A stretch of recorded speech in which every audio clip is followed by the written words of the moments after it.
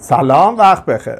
یکی از معضلاتی که معامله‌گران ما تو بازار جهانی و حتی بورس ایران دارن اینه که میان فقط بر اساس چارتی که توش کندل های قیمتی هستش تحلیلشون رو انجام میدن و معاملات و پوزیشناشون رو باز میکنن. دو تا بعد اساسی دیگه ای داریم که اکثرا سهل انگاری میکنن و نادیده میگیرنش.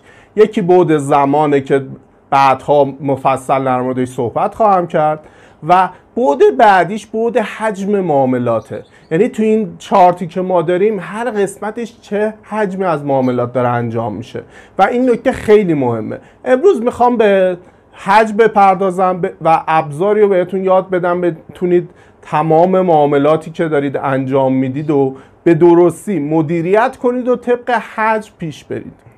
پس با من همراه باشید، بریم روی چارت ببینیم این موضوع رو چجوری باید بررسی کنیم. اینجا ما چارت دالا بیت کوین رو داریم میبینیم تو تایم فریم 1 ساعته. توی چارت ما میایم کندل ها رو میبینیم که بر اساس قیمت تشکیل شده، حالا تو تایم فریم 1 ساعته. توی اندیکاتور که بریم سرچ کنیم والیم حالا یا ولوم، این اندیکاتور رو برای ما میاره که وقتی من انتخابش کنم این پایین چارت میادش به من یه سری میله های عمودی رو نشون میده که بیانگر اینه که تو هر کندل چه حجمی معامله شده و هرچی این میله ها بلندتر باشه یعنی حجم بیشتری توش معامله شده. اگر کندل ما سبز باشه این میله ها سبزه، اگر کندل ما نزولی و قرمز باشه این میلهش به قرمز نشون داده میشه و میگم هرچی بلندتر باشه ما میدونیم حجم بیشتری معامله شده. منتها این اندیکاتور الان یه ابهامی داره. بر فرض مثال من توی این کندل بزرگ میام میبینم یه حجم زیادی معامله انجام شده، منتها من نمیدونم این معاملات تو چه قیمتی انجام شده، اینجا بیشترش بوده، اینجا بیشترش بوده یا نه بالای کندل بیشترینش بوده. برای همین ما از ابزار دیگه استفاده میکنیم و میگیم بیا همین حجم رو بر اساس قیمت به ما نشون بده. یعنی به من بگو که اینجا مثلا تو 47455 چه مقدار معامله شده، تو 48000 چه مقدار معامله شده، تو 49000 چه مقدار معامله شده و بر اساس قیمت بیا این حجم رو به من نشون بده. پس من دیگه با این اندیکاتور کاری ندارم، میبندمش، میرم سراغ ابزار دیگه. اندیکاتوری که بزنید این تب آخرش زده ولوم پروفایل. این ولوم رو که من بزنم چند تا گزینه داره. تو گزینه اول میگه بر اساس اون اندازه‌ای که من فیکس میکنم به من نشون بده. مثلا من اینو بزنم میام میگم از اینجا تا اینجا، اینجا رو برای من فیکس میکنه و به من نشون میده. یعنی من دیگه این قسمت رو دارم، بقیه رو نشون نمیده و میبینیم میگه تو هر قیمت چه حجم معامله ای انجام شده. پس اولیش اینه. دومین گزینه سشن ولومه که اگر یادتون باشه سشن چی بودش، ما توی ستینگ که میرفتیم اینجا سشن برکس داشتیم، اینه که میزدیم میومد کندل های هر روز رو با خطهای عمودی از هم مجزا میکرد. چون 1 ساعت هستش هر 24 تا کندل اومده مجزا داخل یه پارت به ما نشون داده. حالا همینو که حالا پارت های روزانه هست رو اینجا تو این قسمت به من نشون میده. یعنی من بیام سشن ولومو بزنم میاد بر اساس یک روز به من اینا رو نشون میده. یعنی میگه این یه روزش اینجوری بوده، این روزش اینجوری بوده، یک روزش اینجوری بوده، همه رو بر اساس روز به من نشون میده. اینم من ببندم و حالا این آخریش، خب آخریش ویزیبل رنجه. من اینو که بزنم میاد بر اساس صفحه‌ای که من دارم به من نشون میده. یعنی میگه شما محدودتون اینه، توی این محدوده اینه و هرچی من زوم آوت کنم این محدوده رو بیشتر میکنه و تغییر میکنه، میبینید، و هرچی زوم این کنم محدوده من کمتر میشه و این تو این محدوده رو فقط به من نشون میده. پس این هم بر اساس اون محدوده‌ایه که ما داریم. حالا اینا ابزاریه که پولیه و ما با اینا کاری نداریم. میخوام همینو بیام با ابزار رایگان بهتون معرفی کنم که ازش استفاده کنید. من میام توی این نوار ابزارم، توی این قسمت این رو که بزنم، آخرین گزینه زده فیکس رنج والیم پروفایل. من اینو که بزنم میگه 2 نقطه رو به من نشون بده. من میخوام از این دره شروع بشه تا این قله‌ای که داشتیم. میگم تو این ناحیه بیا به من نشون بده چه حجمی در چه قیمتی معامله شده. اینجا تفکیک برای من بهتره. میدونم اینجا مثلا یه مقدار کمی معامله شده، اینجای کار مثلا مقدار بیشتری اومده معامله شده. پس من تفکیک بهتری دارم و میتونم تصمیم گیری بهتری کنم. بریم تو ستینگش یه سری تغییرات رو انجام بدیم. تو اینپوتس که بریم، اولین گزینه میگه این سطر هایی که داریم، میگه تعداد سطرها. تعداد سطرها رو 24 تا گذاشته. من هرچی اینو بیشتر کنم سطرها رو، تفکیک من بهتر میشه و قیمت من میادش جستر نشون داده میشه. به عنوان مثلا من اگه بزنم 100 این عدد رو، میاد به 100 قسمت تقسیم میکنه. یعنی این قیمت من از 0 تا 100 رو به 100 قسمت به 100 سطر تقسیم میکنه و من تفکیک بهتری دارم. توی این گزینه اگر بخوایم حالا به 2 صورت خرید و فروش و 2 رنگ ببینیم، این آپ و داون رو داریم. من میام میذارم توتال، میگم همه رو یه رنگ به من نشون بده. تو گزینه آخرم که هرچی این عدد بیشتر بشه، این قسمتی که کم رنگ تره رو برای ما پررنگ نشون میده. من 100ش میکنم که تا انتها رو تک رنگ به من نشون بده. وقتی اینو میزنیم میبینیم تو هر قیمت ما میتونیم ببینیم چه حجمی معامله شده و تو این ناحیه میبینیم که حالا این ناحیه رو من بخوام مجزا کنم، میگم تو این ناحیه اومده بیشترین حجم رو خورده. یعنی تو این قیمت من بیشترین حجم رو داشتم که مثلا 48800 بوده. پس این ناحیه میتونه برای من ناحیه حمایتی و مقاومتی خوبی باشه.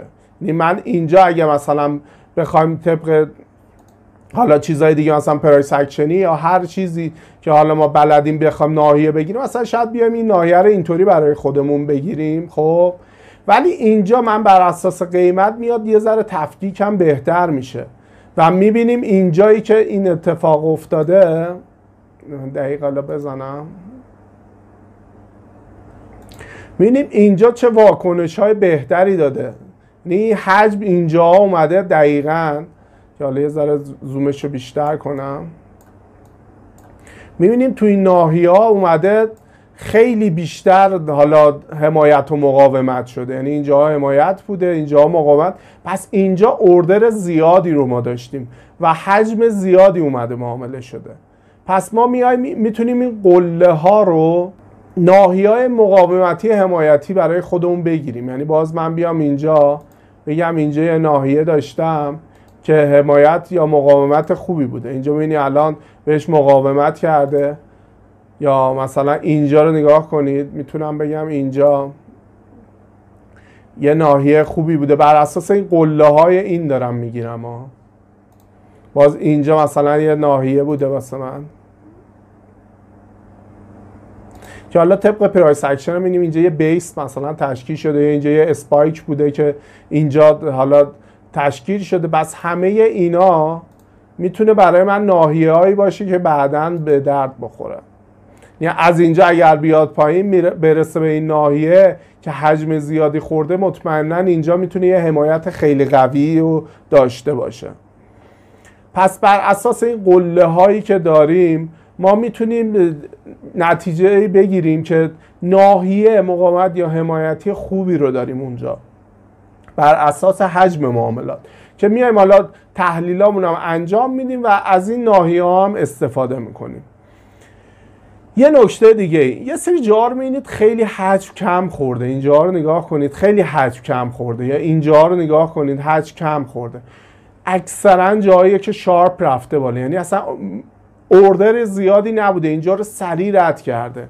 وقتی این اتفاق میفته تو برگشتش هم اگر برسه به این ناحیه ها، یعنی اگر از اینجا قرار باشه برگرده برسه به این ناحیه،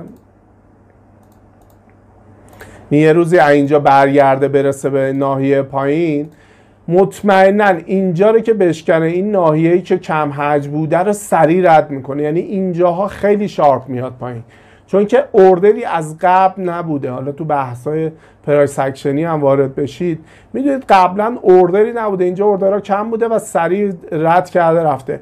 اگر روزی هم برگرده اینجا رو خیلی راحت‌تر رد میکنه و شارپ‌تر میادش پایین. پس قله های ما برای ما ناحیه‌های حمایتی و مقاومتی خوبی میسازه و این دره هایی که خیلی ستون های کوچیکی داره برای ما جاهایی که شارپ رفته. یعنی اینجا نگاه کنید یه حرکت انجام شده، یه اسپایک داشتیم اینجا که اینجا خدمت عرض کنم یه ذره برای ما یه بیس درست کرده که اینجا ببینید باز یه قله مثلا درست کرده برای ما و بعدش سریع رفته. یعنی تو این دو تا ناحیه ما که شارپ رفته ما هیچ اوردر خاصی نشیم، سریع رفته. اگر یک روزی برگرده اینجا رو خیلی سریعتر برمیگرده و باید حواسمون به این موضوع باشه. من این را پاک کنم بریم ببینیم باقی حالا آپشن هایی که داره چی هستش. مجدد بزنم بگم از اینجا تا اینجا. خب بریم تو ستینگش. توی ستینگ اینا رو که گفتم اینجا با چند تا چیز کار داریم. اینجا یه گزینه داره شو values. اینو که بزنید حالا اینجا چون که ریزه نشون داده نمیشه، بذار من تعدادش رو کم کنم، همون 24 تای خودش بذاریم. اینو کم کنیم میبینید حتی عددی که اون حذف خورده رو بهتون نشون میده. میگه تو اینجا اصلا این حذف خورده، اعدادش هم بس به ما میادش نشون میده. در صورتی که این شو ولیوز رو من بیام بزنم عددش هم نشون میده. اینجا اون رنگ هایی که داشته رو میتونید عوض کنید. اینجا یه گزینه داریم POC، با این خیلی کار داریم و برای ما خیلی مهمه. خب من این گزینه رو میزنم، میبینید یه خط قرمز ضخیم روی چارت به من نشون داده میشه که مشخص میکنه تو کجا بیشترین حجم رو خورده. من اینو مجدد برم تعدادش رو زیاد کنم. اینید خیلی تفکیک بهتری داره و میگه نگاه کنید تو این خط قرمزی که من گذاشتم اینجا من روش نگه دارم، میبینید رو قیمت ما زده رو 48809 بیشترین حجمی که انجام شده و معاملات تو اون قیمت بوده رو به ما نشون میده. یه دونه دیگه داریم باز اینه Developing POC. این هم خیلی برای ما مهمه که نگاه کنید یه خط قرمز ظریف‌تری برای ما میکشه که به ما میگه این قیمت بر اساس از ابتدا شروع میکنه. این POC که به ما داده میگه تو کل این ناحیه‌ای که شما برای من کشیدی این قیمت تو این ناحیه بیشترین حجم خورده، ولی این بر اساس شروعش، یعنی از ابتدا هی میاد میگه اینجا نگاه کن تو این قیمت بیشترین خورده، بعدش تو این قیمت بوده، لحظه به لحظه برای ما نشون میده تا انتها. یعنی یک بار ما بر اساس اون POC ناحیه داریم و یه ناحیه دیگه ای که داریم بر اساس این دیولوپینگش هست. یعنی مثلا باز میاد میگه نگاه کن اینجا من خیلی چیز داشتم تو این ناحیه تو این قیمت خیلی حجم خوردم، یا اینجا میادش باز اینجا رو به ما نشون میده میگه اینجا یه ناحیه دارم، اینجا باز یه ناحیه دارم. خب یعنی این ناحیه هایی که بین اینا هستن من میتونم بر اساس جایی که خیلی بیشتر به من نشون میده بیام در نظر بگیرم و از اینم بیام یه سری ناحیه بگیرم. پس اینم خیلی مهمه، یعنی همون قدری که این POC مهمه، اینی که از ابتدا به بعدش به ترتیب اومده، اینطوری به ما گفته تو اون کل ناحیه‌مون چقدره، ولی این لحظه به لحظه، یعنی میگه تا اینجای کار اینجا بیشتری بوده، تا اینجای کار اینجا مثلا بوده، همینطوری به مرور هی میادش به من بیشتر نشون میده. الان نگاه کنید اون حجمی که اینجا تو اون چند سطری که ما آبیه هستش با این یکی میبینید بیشترین حجم اینجا بوده. اینا هم خیلی ناحیه‌های خوبی رو به ما میده. یعنی من بیشتر از این POC این دیولوپینگش رو دوست دارم که خیلی جاها میادش واکنش‌های بهتری رو برای ما داره و بهمون نشون میده. پس اینا رو هم میتونیم ما ناحیه الان نگاه کنیم، اینجا باز نگاه کنیم یه ناحیه ما داریم که هم POC مونه هم دیولوپینگ مونه که اگر بیاد اینجا میتونه حمایت بشه. و گفتیم اگر بشکنه، چون که اینجا ما اوردری نبوده و خیلی شارپ رفته، بعد از این هم میتونه شارپ بیاد. پس از اینا میتونیم ناحیه خوبی به دست بیاریم و استفاده کنیم. اینو پاک کنیم، بریم ببینیم تو طول چارت چه اتفاقایی افتاده که اصلا بیایم یه چند تا تمرین بکنیم. جایی که حالا برگشت داشتیم رو انتخاب کنیم. خب یعنی فرض کن من یه حرکت از اینجا تا اینجا من بیام چارت رو ببرم. میگم تا اینجا حرکت داشتیم، من چارت تا اینجا میبرم، بیام فیکسش هم کنم. خب یه بر اساس چیزی که یاد گرفتیم میبینیم چه اتفاق میفته. من اینجا میگم از این دره تا این قله رو دارم، میاد چه به من حجم ها رو نشون میده و من میتونم ببینم کجاها حالا ناحیه‌های خوبی داشتم. من میام این ناحیه‌ها رو مشخص کنم. یه دونه اینجا قله داشتم، یه دونه ناحیه اینجا میگیرم، یه دونه اینجا مثلا داشتم، میام این ناحیه رو میگیرم که پی او سی هم همونجا. حالا اینا رو ادامه هم بدیم که بعدش ببینیم چه اتفاق. خب اینجا باز من میبینم اینجا یه ناحیه‌ای داشتم که قله بوده، تقریبا یه ناحیه اینجا بوده، یه ناحیه اینجا بوده که اینجا من دیولوپینگ هم داشتم که برام خیلی مهمتر میشه. اینم میام میزنم بس این ناحیه رو مجدد. اینجا من یه دونه هم قله داشتم همون دیولوپینگ رو داشتم که بیام اینو یه ناحیه براش بگیرم اینجا رو. خب بریم ببینیم جلوتر چه اتفاقی برای چارت افتاده. خب بذار من بزنم خودش پلیش آروم بره جلو. خب بذار سرعت بیشتر کنیم. خب اینجا میبینیم میادش بالا، میرسه به این ناحیه‌ای که تقریبا داشتیم، یه مقاومت ایجاد میشه میاد پایین. اینجا میبینید روی ناحیه چه حمایتی داره انجام میشه. رفت مجدد رسید این ناحیه، اینجا یه مقاومت کرد، داره برمیگرده مجدد پایین. رسید اینجا حمایت شد. این ناحیه ها چقدر خوب جواب میده. این حمایت رو ببینید تو این ناحیه.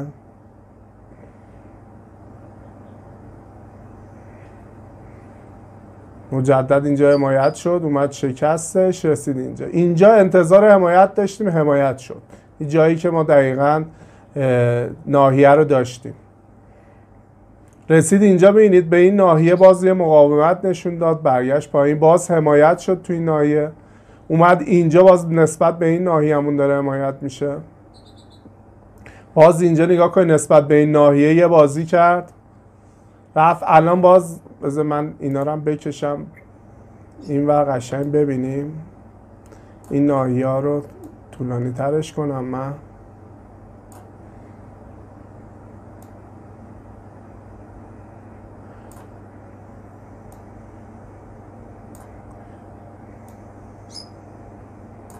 خب پلی کنیم باز. اینجا باز ببینید به این ناحیه داره مقاومت نشون میده، میشکنتش که دیگه بعدش رفت بالا. ولی اینجا رو میبینید چه ناحیه‌های خوبی رو به ما داد. ما اینجا بودیم دیگه، نگاه کنید اینجا رو داشتیم، از اینجا به بعد رو نداشتیم دیگه. ببینید چه ناحیه‌های خیلی خوبی رو به ما اینجای کار بودیم. از اینجا ببینید چه ناحیه‌های خوبی رو به ما دادش که اصلا فکرش هم نمی کردیم و واکنش‌های خوبی داد. تازه یه چیز دیگه بعد از این هم ما میتونیم بیایم اینو آپدیت کنیم. یعنی این چیزی که من داشتم اینو من تا اینجا بوده دیگه، از اینجا بیام بذارمش تا این قله، آپدیتش کنم، باز ممکنه نقاط بهتری رو به من بده. حالا اینکه همون شد باز همونه تقریبا، ولی اینجا باز نگاه کنید یه سری یه قله اینجا به من داده که اینجا باز میبینید واکنش داده، اینجا واکنش داده. اینا هی آپدیت که بکنید شما، هی چارتتون میره جلوتر، آپدیتش که بکنید نقاط بهتری بهتون. مثلا من الان اومد تا اینجا، میتونم بذارم اینجا، بیام نقاط هم اون ناحیه‌هامو آپدیت کنم. الان میبینید عوض میشه یه سری جا. مثلا الان چیاره این مثلا نگاه کنید اومد اینجا پایین‌تر، این ناحیه هم فرق کرد، اینو اینجا هستن دیگه باید بذارم. هر چقدر محدودتون به تغییر کنه اینا هم تغییر میکنه و میتونید نقاط بهتری رو ازش بگیرید و توی چارتتون ازش استفاده کنید. اینجا نگاه کنید 2 تا قله بزرگتر داد، من میتونستم ناحیه‌مو یه ذره بیشتر کنم، نقاط بهتری رو بگیرم، ناحیه‌های بهتری رو بگیرم. پس هر چقدر چارتتون رفت جلو میتونید اینا رو بهتر بگیرید. خب بریم قبل‌تر ببینیم باز اینجا مثلا اتفاقی افتاده ما بتونیم ازش تن. خب من میام چارتمو حالا یه بار اینجا میبرم.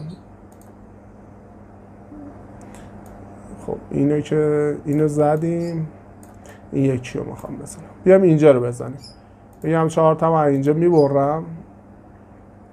خب من میخوام توی این ناحیه بزنم، ببینم اینجا چه اتفاقی میفته. میرم میگم از این دره بزن تا این قله به من بده. خب اینجا باز من ناحیه‌هامو، اینم هرچی تعدادش بیشتر کنه ناحیه بهتری میده. من زیاد دیگه نمیخوام شروعش کنم. الان یه ناحیه اینجا به ما میده، یه ناحیه اینجا هم قله‌ام هم دیولپینگ همه اینو میده. باز اینجا ناحیه داره. حالا باز نسبت همینا نگاه کنیم، اینجا هم باز یه ناحیه داره. خب حالا بیاد پایین ترم که هیچ. خب من اینو پلی کنم اینم چه اتفاقی میفته.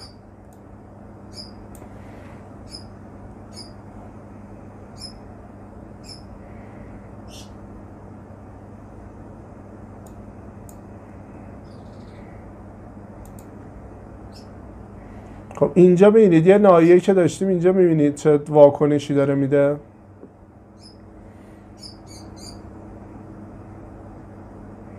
باز نزدیک این ناحیه‌مون شد، حمایت شد.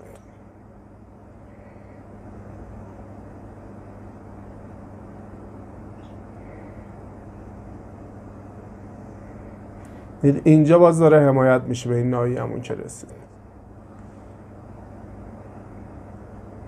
اینجا باز نگاه کنید مقاومت شدش، اومد تا این ناحیه باز حمایت شد رفت بالا. بعد ببینید اینا رو دست کم نگیرید، نگاه کنید الان همینو از اینجا تا اینجا 6-7% بدون دردسر. یعنی شما اگه تحلیل خوب کنید حواستون به اینم باشه عدد کمی نمیشه. توی مثلا 10 ساعت، البته اینجا 16 دقیقه شما بزنم، فرض کنید اینجا حمایت شده تا این جایی که اومد خورد بهش. توی 13 ساعت راحت 7% فقط از این میتونید بگیرید یا سلشو بگیرید. پس اینا رو دست کم نگیرید که میتونه نقاط خوبی، ناحیه‌های خوبی رو به ما بده و ازش استفاده کنیم. یا اینجا که حمایت شد، یا که اینجا حمایت شد دیگه، همینجا شما بگیرید تا این بالاش. 11% توی 7-8 ساعت. این خودش کم چیزی نیستش، یعنی به راحتی میتونید از اینا استفاده کنید و سودای خیلی زیادی رو ببرید.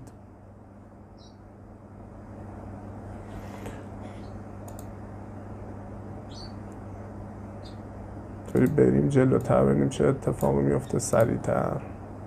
دیگه فکر کنم دیگه شکست رفت. یه نکته اینجا بهتون بگم، فرض کنید شما اینو زدید تا اینجا، این حرکت کرد و داره هی میره بالاتر. خب من میتونم این آپدیت کنم، یعنی هر چی رو زدم هی میام آپدیت میکنم و اون ناحیه‌مو میام تغییر میدم که بتونم نقاط بهتری به دست بیارم، ناحیه‌های بهتری رو به دست بیارم برای آینده. پس هر جایی که دیدید سقف یا کفتون شکسته شد و بیشتر رفتش، بیاید این ناحیه رو آپدیت کنید. خب یه نکته‌ای هم اینجا بگم، اونایی که حالا نسخه پریمیومشو دارن این سشن ولومو میتونن داشته باشن، اینو که بزنید برید توی ستینگش، اینجا یه دونه اکستند پی او سی رایت داره، اینو که بزنید این پی او سی ها رو به سمت راست گسترش میده تا اولین جایی که یه دونه برخورد داشته باشه. حالا طبق نکات پرایس اکشن اونایی که کار کردن میدونن این نکته مهمیه. توی اون جاهایی که این پی او سی نگاه کن، اینجا مثلا اکستند پیدا کرده، نگاه کن من زوم کنم، اینجا رو نگاه کنید اکستند قبلی بوده، یعنی روز قبلی اینجا میبینید اومده بهش واکنش داده. اینجا برای قبلی بوده، نگاه کنید اینجا قشنگ روز بعد بوده، اینجا هم بوده، اینا اومده بهش واکنش داشتیم. یا اینجا نگاه کنید ما روز قبل بوده، اینجا اومده واکنش داشته. حالا میگم این نکته پرایس اکشنیه که اونایی که کار کردن، حالا یا تو کلاس‌های من بودن، این نکته رو بهشون یاد دادم که دلیلش چیه. پس اگر بیاید از خدمت رو عرض کنم این سشن ولوم استفاده کنید، میتونید این پی او سی رو اکستند کنید و نقاط بهتری رو به دست بیارید. حالا اینم اگه من باز بذارید یه ذره بیشترش کنم،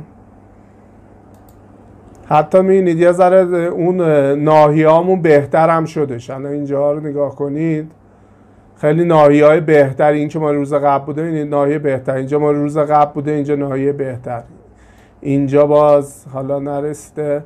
اینجا رو نگاه کنید چه اومده بوده نزول از اینجا تا اینجایی، چه اینجا باز یه دونه حالا مقاومت ریزی ما داشتیم، بعدش ادامه راه. یعنی جایی که میگم یک بار حداقل تاچ نشده باشن، یا اینجا نگاه کنید این اتفاق، یا اینجا رو نگاه کنید چقدر قشنگه. ماره چند روز، یک روز، 2 روز، 3 روز، 4 روز، 5 روز، 6 روز قبلش بوده. اینجا نگاه کنید چقدر دقیق اومده واکنش داده.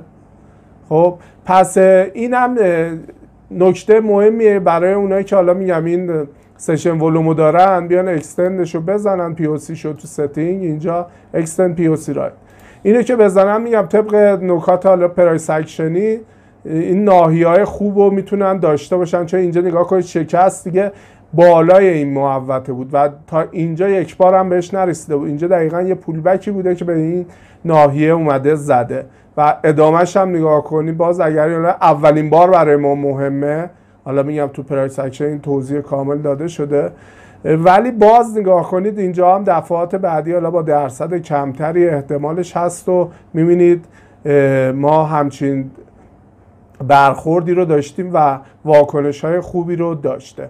پس اگر نسخه پریمیومش رو دارید میتونید در این سشن ولوم و اکستند پی او سی استفاده کنید و نقاط و ناحیه‌های بهتری رو به دست بیارید. که هرچی کمترش کنیم تعداد سطرهاشو، خب نقاط ما دقیق‌تر و ناحیه‌های بهتری رو به دست میاریم.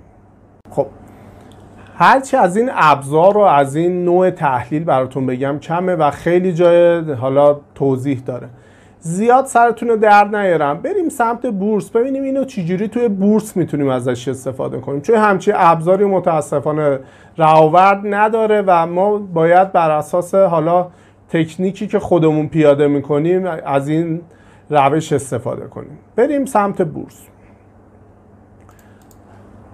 من رهاورد رو میرم باز میکنم. حالا مثلا یه سهمی بیاریم، صنایع مثل ایران رو من بیارم. خب میریم تو نمودار پیشرفته‌اش. خب من این نمودار این سهمه من بزرگش کنم بهتر ببینید. اون ابزاری که ما نداریم ولی میتونیم بیایم ببینیم اون حالا اندیکاتور ولوم ما کجا اومده به ما حجم‌های زیادی رو نشون داده و طبق این حجم‌های زیاد، این میله‌های بلندی که داره، بیایم یه تکنیک پیاده کنیم و نقاط خوبی رو به دست بیاریم. مثلا فرض کنید من اینجای کار، اینجا می‌بینید اینجا یه دونه حجم زیاد داشتم، من روش نگه دارم، کندلم اینجا معلوم میشه، این کندله من یه علامت براش بذارم، یه دونه بس شد این کندلم. خب اینجا باز نگاه کنید اینو داشتم، این کندله، اینه نگاه کنید، اینو من بیام بالا میشه این کندل، این کندل داشتم، باز اینجا روی این کندل بوده من داشتم، اینو بیام بالا باز اینجا روی این کندل بوده. این کندل ها رو پیدا میکنیم، ببینیم روی چه کندل هایی بوده. اینایی که میبینید حجمای زیاد داشتیم، همینطوریش هم نگاه کنید ما یه دونه استاتیک، خط استاتیکی کشیدیم، اینجا نگاه کنید واکنش داشتیم، اینجا نگاه کنید این واکنش داشته، اینجا نگاه کنید این واکنش داشته، اینا واکنش داشتن. اگر بخوایم خیلی بهتر و دقیق‌تر بیایم اینا رو پیدا کنیم چیکار میکنیم؟ میریم تاریخ‌هاشو نگاه میکنیم. مثلا میریم میبینیم این 10/6/99 بوده. خب من میرم تو سایت TZMC، میرم توی سهم میارمش، میرم تو سابقه. تو سابقه گفتیم چه تاریخی بوده؟ من فراموش کردم. 10.6 میرم تو سابقه 10.6 رو میارم، اینو برج 10.6. خب 10.6 کجا بوده؟ اینجا. می‌بینیم قیمت پایانیشو می‌بینیم چی بوده. من میزنم باز میشه. قیمت پایانیش می‌بینم 32,090 بوده. میام رو چارت یه خط من میندازم رو چند بود؟ 32,090. این خطی که داشتم و میرم تو اینجا میزنم 32,090. خب یه احتمالاً عمل کردی من این افزایش سرمایه داشته. خب 32,90 من زدم اینجا افتاد بالاتر، یه احتمالاً چون من عمل کردی این افزایش سرمایه داشته. حالا آره اینجا نگاه کنید یه افزایش سرمایه داشتیم، ولی در کل حالا بریم تو همون عمل کردی. ولی اینو بذار بهتون یاد بدم. اولا فرض کنید مثلا من اتفاق نیفته این 32,90 این افزایش سرمایه رو نداره، یعنی من بیام اینجا فرض کنم این خطی که من انداختم افتاده اینجا. خب فرض کنید اون خطم افتاده اینجا، یعنی ناحیه من اینجا افتاده. خب فرض کنید اون خط من اینجا افتاده. خب این ناحیه‌ای که من پایانیش هسته رو میتونم برای خودم بذارم جزو اون ناحیه‌هایی که مهمه.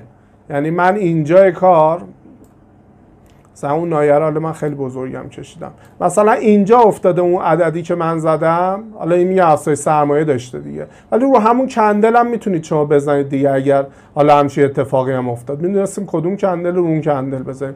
اینجا ناحیه مهمی ماره من میشده. باز اینجا حالا میگم میتونسته یه ناحیه مهمی بشه. خب که من میبینید جلوتر هی واکنش داشتیم. پس این ناحیه ها رو هم میتونیم اینطوری به دست بیاریم. ولی میگم اگر افزایش سرمایه نداشت و اینا، میرید تو اون روز میرید بازش میکنید، قیمت پایانیش رو نگاه میکنید. خب میبینید چه عددیه.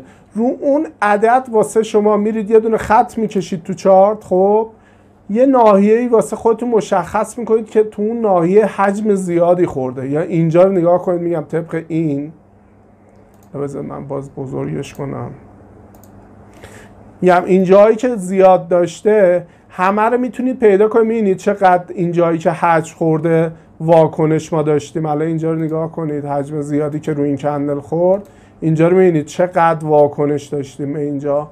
پس این جایی که حجم زیاد خورده رو هم میتونید برید دستی پیدا کنید، ببینید رو کدوم کندل بوده، پایانیش چقدر بوده، چه روزی بوده و طبق اون برید بزنید و این ناحیه ها رو به دست بیارید و طبق این بیاید توی بورس برای خودتون اون ناحیه ها رو مشخص کنید.